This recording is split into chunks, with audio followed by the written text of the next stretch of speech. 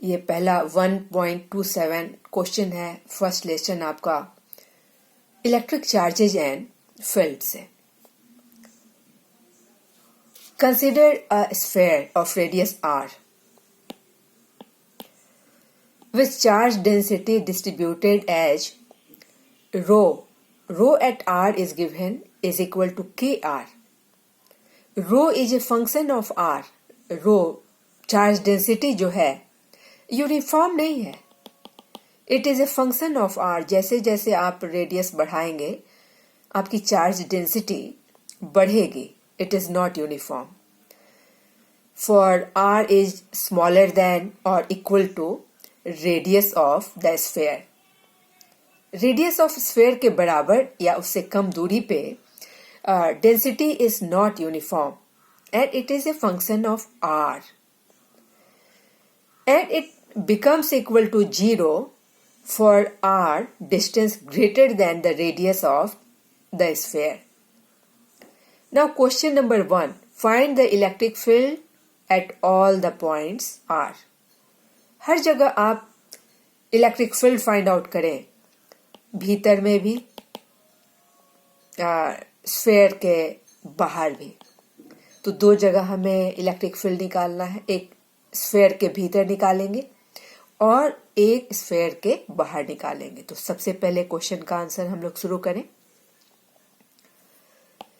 We know Gauss's theorem, so as per Gauss's theorem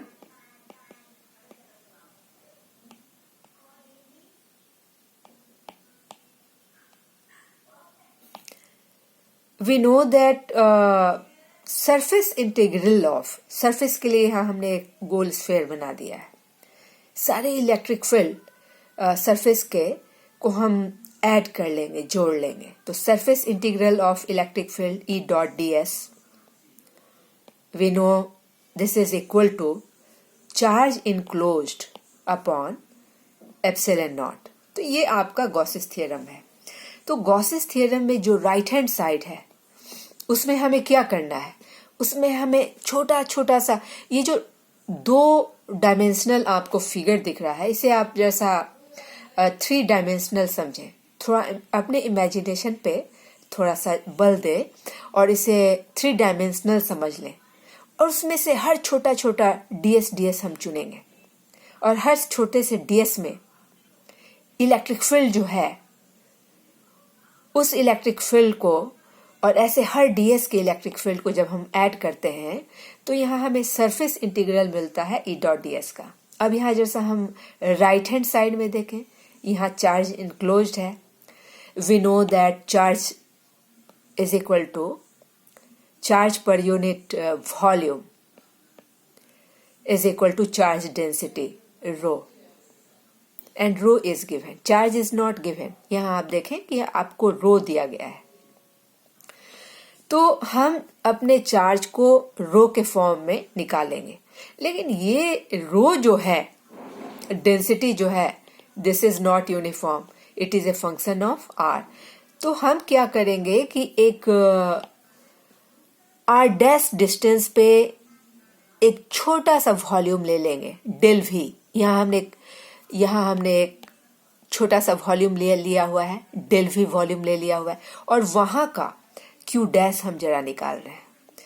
तो q dash charge in that small volume, q dash per unit volume is equal to, let this is your rho at r dash. ये rho आपका कहाँ दिया हुआ है, eight r। तो हमने r dash पर के रो को हमने यहाँ लिख लिया। तो q हमारा आ गया, q dash is equal to rho at r dash into that small volume, let that small volume is equal to dv। dv volume में का कितना टोटल चार्ज है हमने ये पता कर लिया। और ऐसे कितने वॉल्यूम है, dv वॉल्यूम, एक और dv वॉल्यूम, ढेर सारे छोटे छोटे वॉल्यूम, ढेर सारे छोटे छोटे वॉल्यूम और हर वॉल्यूम में चार्ज।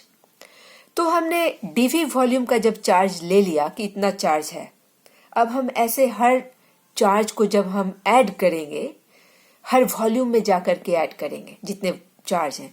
तो उस एडिशन के लिए हम एक और तरीका है कि हम इसको इंटीग्रेट कर दें। Integration means addition. तो हम इसको जरा इंटीग्रेट कर देते हैं। तो हमें जो ये चार्ज है, चार्ज इनक्लोज, ये चार्ज इनक्लोज हमें मालूम चल जाता है। तो यह 1 और जब हम 2 को इक्वेट करते हैं, बिकॉज हमने यहाँ अभी Q इनक्लोज को निकाला है, तो जब हम Q इनक्लोज को वहां पुट करेंगे, कैसे Q इनक्लोज को निकाला है, उसको हमने डेंसिटी के फॉर्म में कन्वर्ट कर दिया है। और चूंकि डेंसिटी वेरिंग है, अलग अलग वॉल्यूम में अलग अलग डेंसिटीज है, तो हमने क्या किया है, एक छोटा सा वॉल्यूम लेके, डीवी वॉल्यूम लेके, उस पे का हमने डेंसिटी निकाला है और उस हिसाब से हमने चार्ज निकाल लिया है। और ऐसे सारे चार्जेज को निकालने के लिए हम वॉल्यूम इंटीग्रल कर देंगे। यहाँ वॉल्यूम है, so this is your volume integral. तो आप देख रहे हैं कि लेफ्ट हैंड साइड में आपका सरफेस इंटीग्रल है और राइट हैंड साइड में आपका वॉल्यूम इंटीग्रल है। बड़ा इंपॉर्टेंट थ्योरम है, आगे जाके आप पढ़ेंगे। This is called Gauss divergence law. तो एक तरफ आपका सरफेस इंटीग्रेशन और दूसरी तरफ आपका वॉल्यूम इंटीग्रेशन है, दोनों सेम चीज दे रहा है। जो ये इलेक्ट्रिक फील्ड है, ये भीतर के चार्ज डेंसिटी से होके निकला है। तो ये इलेक्ट्रिक फील्ड कहाँ है, पूरे सरफेस पे आपने इसको ऐड किया, यहाँ पे पूरे सरफेस पे आपने इलेक्ट्रिक फील्ड को ऐड कर दिया। और ये इलेक्ट्रिक फील्ड किस वजह से, भीतर के चार्ज डेंसिटी की वजह से। और चार्ज कहाँ है, भीतर के वॉल्यूम में है। तो जब आप चार्ज डेंसिटी को पूरे वॉल्यूम में इंटीग्रेट करेंगे, that will be equal to the electric field created by it on whole surface. तो सरफेस इंटीग्रल कर देंगे। अब देखें, हम लोग इलेक्ट्रिक फील्ड निकालना है। पहला क्वेश्चन क्या है, find the electric field at all point R point पे इलेक्ट्रिक फील्ड निकालना है। तो हम आर तक के सारे चार्जेज का सम निकालेंगे, ठीक है। तो E डॉट डी एस आपका सरफेस आर तक का, हम सरफेस जब लेंगे आर तक का, क्योंकि पहले क्वेश्चन में है find electric field at all the points R, तो हमें इलेक्ट्रिक फील्ड आर पे निकालना है, यहाँ पे निकालना है, यहाँ पे। तो इसका सरफेस एरिया कितना हो गया, आर इज द रेडियस। तो सरफेस एरिया कितना हो गया, आपका सरफेस एरिया हो गया 4 पाई आर स्क्वायर। तो लेफ्ट हैंड साइड हो गया। Now on right hand side, ये आपका जो चार्ज डेंसिटी है कितने के बराबर दी गई है, K R. When charge density is at R आर, तो उसका वैल्यू है K are.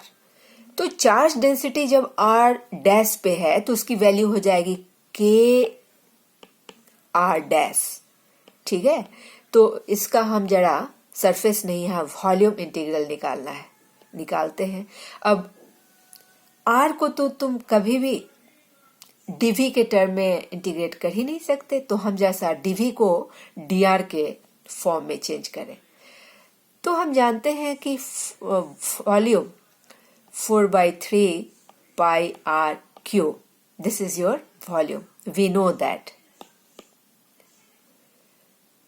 This is equal to volume. Now on differentiating the two sides,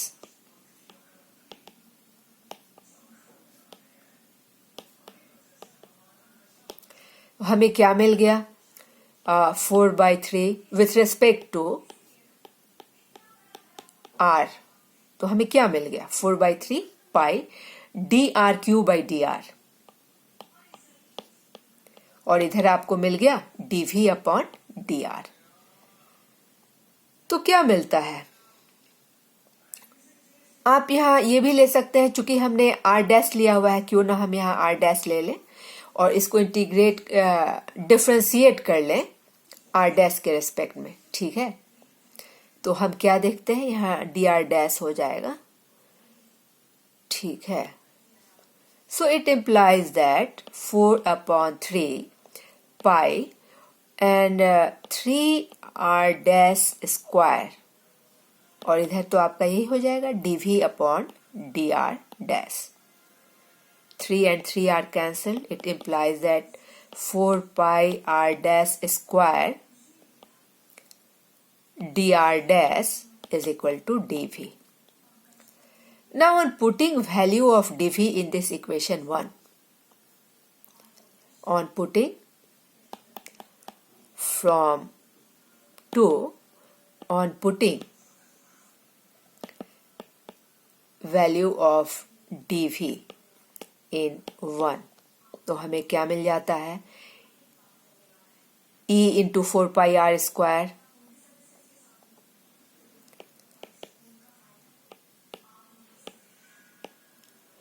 is equal to integration of k r dash. यहाँ हम देख सकते हैं k r dash and then dv. What is your dv? dv is equal to 4 pi from 2 from here. 4 pi r dash square dr dash. और इसको कहाँ से कहाँ तक हम इंटीग्रेट करेंगे? हमने एक बीच का हमने यहाँ पे r डैश रेडियस ले लिया हुआ है, लेकिन पूरे स्फीयर पे कहाँ तक हमें निकालना है? Find the electric field at all points at r.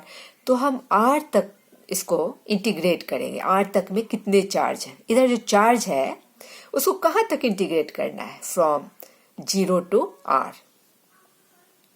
तो हम जरा इस चीज को इंटीग्रेट कर लें from 0 to r. Therefore, electric field into 4 pi r square is equal to, constant को हम लोग बाहर ले लें, k 4 pi k, और ये आपका क्या हो गया? Integration of r dash q dr dash from 0 to r. 4 pi k r dash power 4 upon r upon 4. On integration power आप जानते हैं कि पावर आपको 1 से बढ़ा देना होता है, 3 + 1, और जितना आए उस पावर से डिवाइड कर दो. और इसकी जो लिमिट है, लिमिट कहाँ से आप लेंगे? Limit from 0 to r.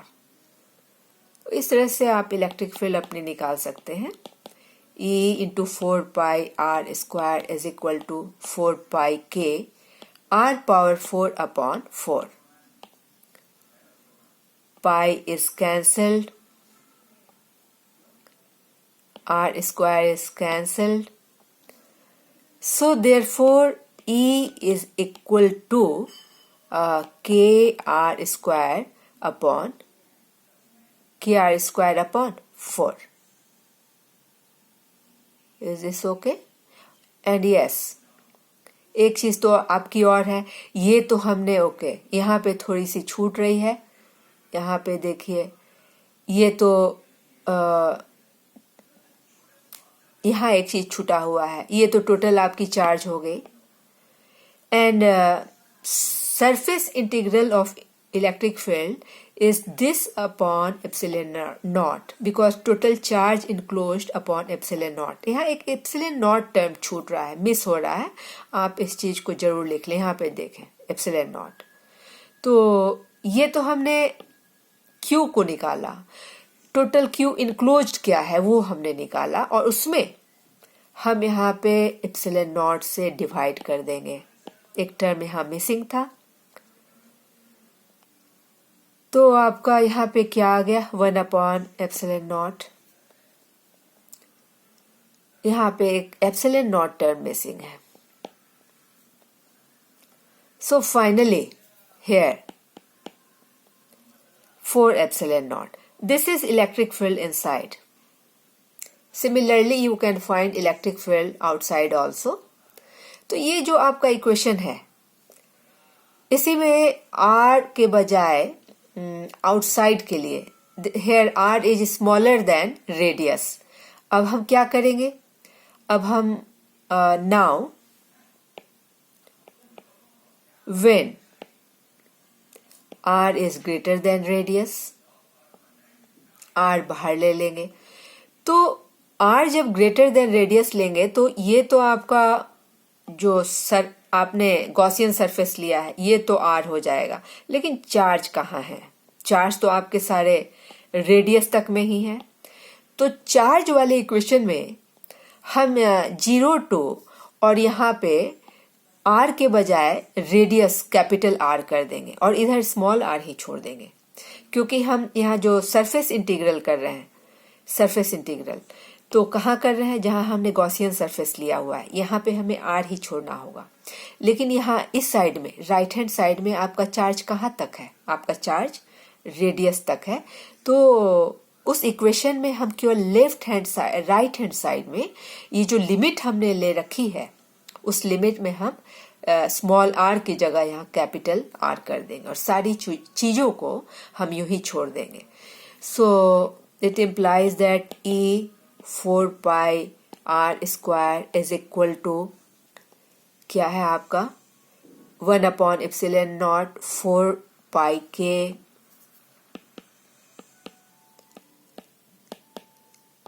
into r dash power 4/4 and it is from 0 to r। आपके चार्ज पूरे जो डिस्ट्रीब्यूटेड हैं ये r रेडियस तक डिस्ट्रीब्यूटेड हैं। इसको जरा हम लोग निकालें, 4 पाई के r power 4 divided by ε0 4 pi is cancelled from the two sides। क्या आपका आ गया? Electric field is equal to outside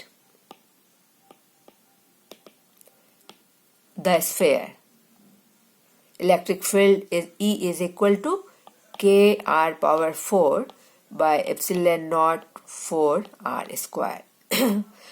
तो यहाँ आप देखेंगे कि बाहर में रेडियस कांस्टेंट है, k कांस्टेंट है, ε0 4 कांस्टेंट है। So outside electric field is inversely proportional to square of r, जैसा कि आप जानते हैं। लेकिन स्फेयर के अंदर में हमने क्या निकाला? स्फेयर के अंदर में इनसाइड हमने क्या देखा कि इलेक्ट्रिक फील्ड जो है ना आपका, that is proportional to, because all the rest thing, k is a constant, 4 ε0 is a constant. So electric field out inside is proportional to square of the distance. Very important result, do remember. When charge density is proportional to radius, then electric field is proportional to square of radius. तो इस तरह से हम electric field निकालेंगे। अब उसी में दूसरा क्वेश्चन देखिए आप क्या क्या था। Suppose the total charge on the sphere is 2e, where e is the electron charge.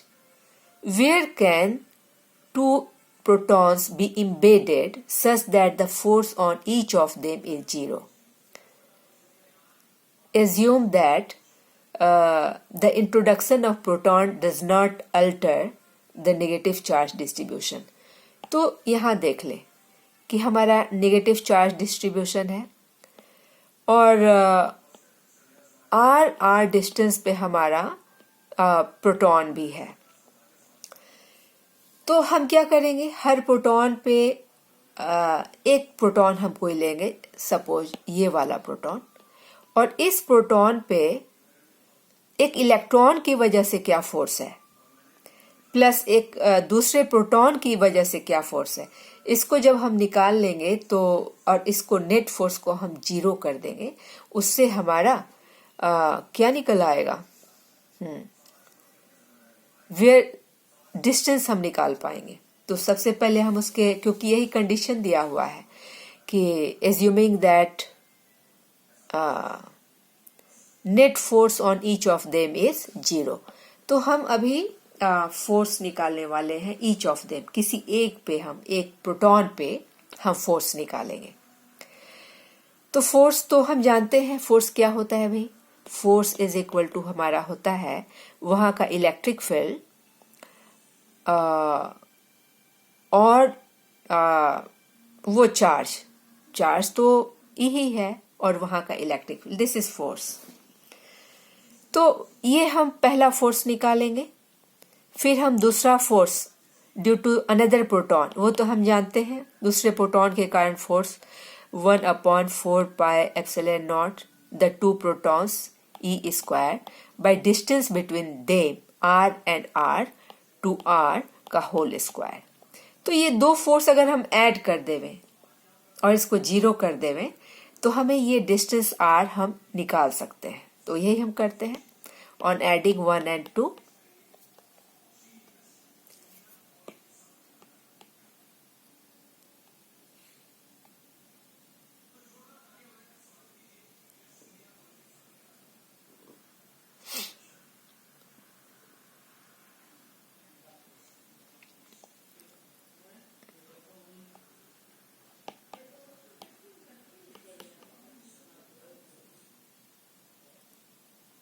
And equating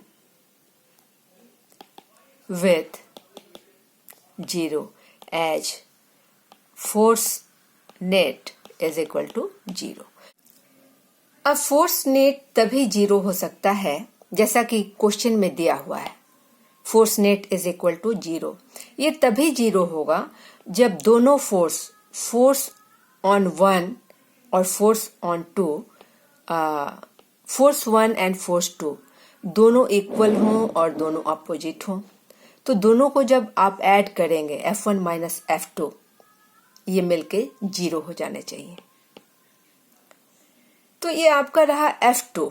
हमने एक फोर्स लिया F2 1/4πε0 E square by 2R whole square, ये आपका हो गया F2।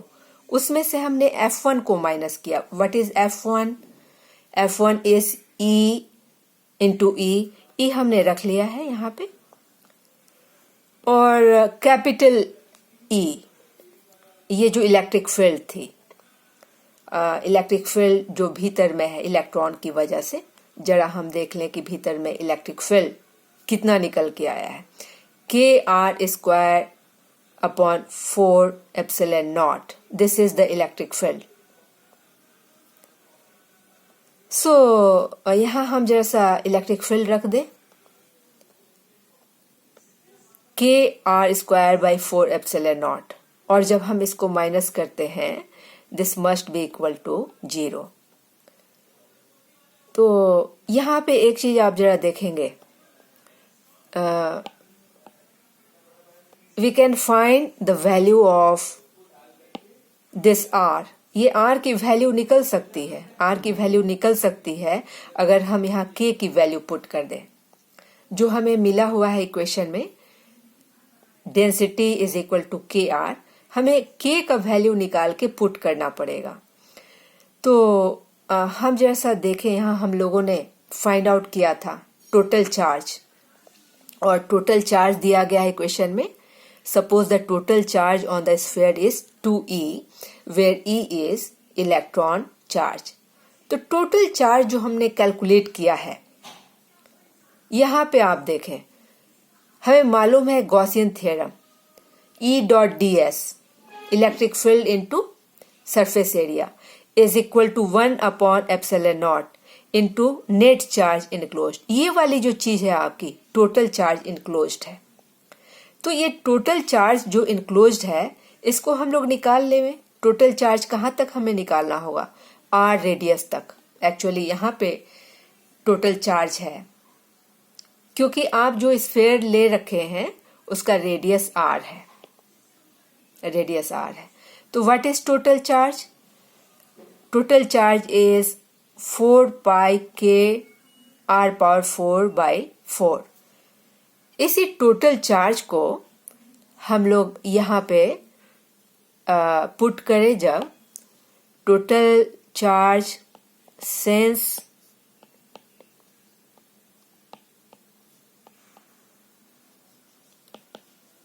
4πkr⁴/4, and this is given according question.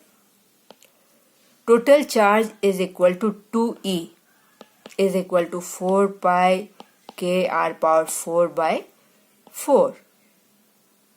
तो यहाँ से हम लोग अब k का वैल्यू निकाल सकते हैं. k is equal to 2e upon pi r power 4. k की वैल्यू हम लोग यहाँ से लेंगे और इसको इस इक्वेशन में 3 में हम लोग पुट कर देंगे. Let this be equation 4. So on putting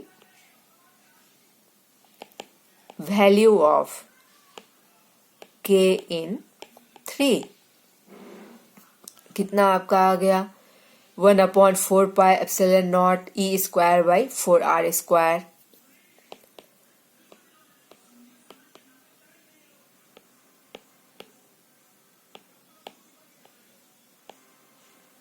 minus er square by 4 epsilon not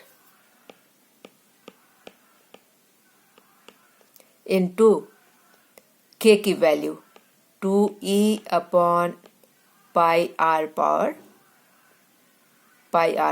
4 is equal to 0. यहाँ से 4 पाई एप्सिलॉन नॉट कैंसिल हो गया. e square from the two sides are cancelled. It implies that 1/4r square is equal to 2r square divided by r power 4. r power 4 is equal to r power 4, and this implies that r power 4 is equal to radius power 4 divided by 8, and this implies that the distance from the center on which the proton must be there will be equal to 4th root of r power 4 by 8, and this is equal to r by 8 power 1 by 4. So at this distance from the center, r distance from the center, a proton be there. On this side also a proton be there, and electron is revolving all around.